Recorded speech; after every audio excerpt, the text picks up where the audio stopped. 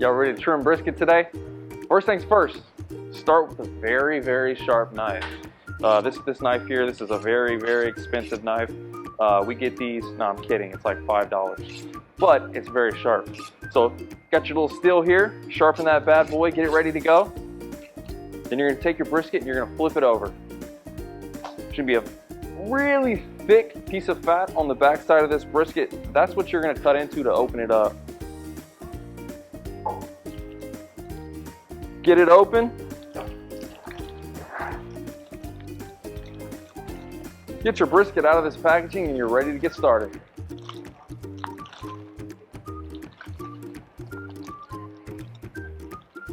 Now that we got our meat out of the package, go ahead and cut that really thick piece of fat off.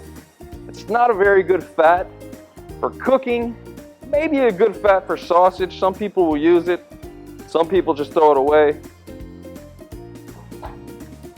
We're gonna throw it away today. Once you've got that trimmed, there's some silver skin on the back side of this brisket. Now, some people leave it, it'll cook out. Some people like to take it off so that smoke penetrates the meat a little better. We like to take it off. Now, you can spend as much or as little time on this process as you want. So yeah, we'll just take a little bit off here. Easy with the knife when you're cutting into that. You don't want to cut into the red meat too much.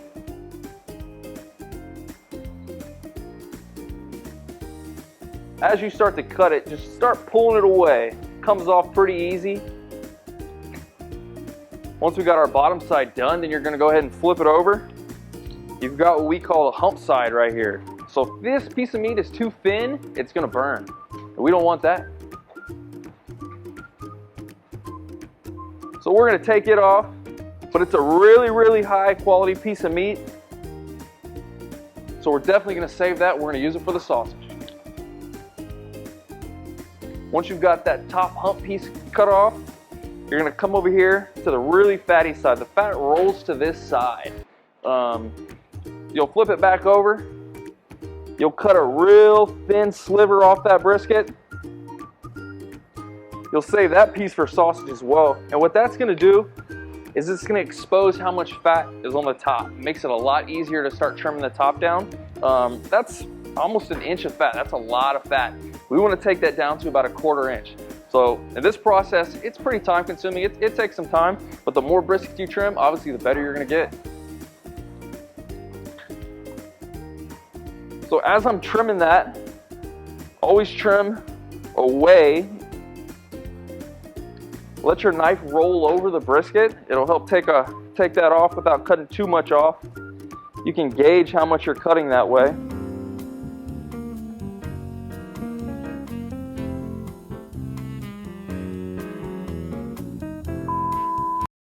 On the lean side of this brisket, you want to be very careful not to nick it. You don't really want to expose red meat, but if you do, it's not the end of the world. This is a prime piece of meat, so it's well marbled and it'll withstand. On the moist side of the brisket, you do want to get a little bit closer because it's got so much fat, so much good marbling in the meat. So get it as close to that red meat as possible.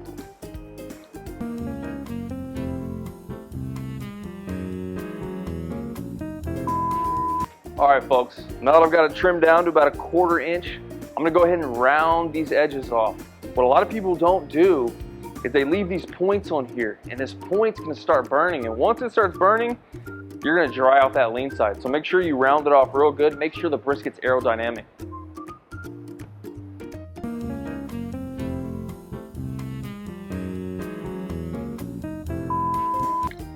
Hey, it's as simple as that. That's a perfect brisket right there.